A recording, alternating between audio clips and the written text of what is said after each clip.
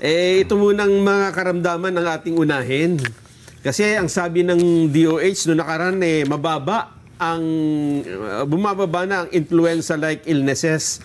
Ito po ba yung mga sipon, ubo, lagnat? Yan. Pero batay po dito sa report ng Quezon City Epidemiology and Surveillance Division, ay dito lang po ito sa Quezon City, 2,294 po ang naitalang kaso ng influenza-like illness. Yan yung na-hospital siguro. LI. Oo, ito yung na-record. Kasi marami ang dyan, Nelson, ang iba sa bahay lang Yes. Self-medication. Hindi na dinadala. Yes. Kasi di ba ang sabi ng DOH, mas mababa daw ito kumpara nung nakarang taon. Pero dito sa Quezon City, kung ikukumpara ito noong 2024, ito po ay mas mataas ng 76.87%. Sa ganitong panahon din? Sa ganitong panahon.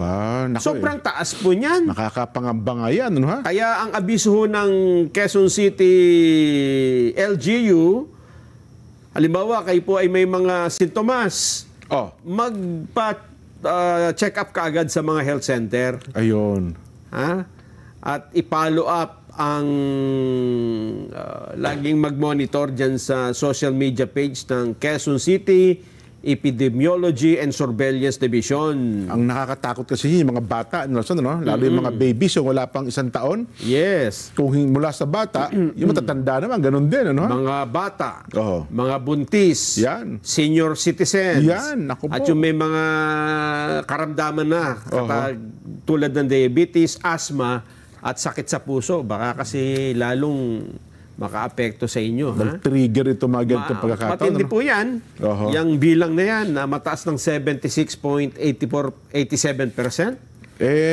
Alam mo, sana ikampanya din ng DOH sa susunod na taon. Kapag masapit ng ganito panahon, bago pa sumapit, ikampanya na yung flu vaccine, Nelson.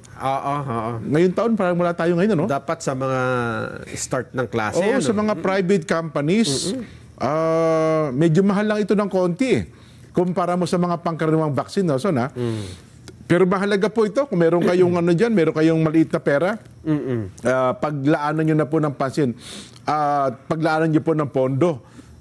Ang sabi nila, kapag meron kang flu vaccine, magkaka-flu ka pa rin. Pero hindi na kasing lala nung una best, ikaw ay walang bakuna. Yes. Yun. Lalo na po yung mga bata at saka yung mga may edad na. Yan, mga senior citizen.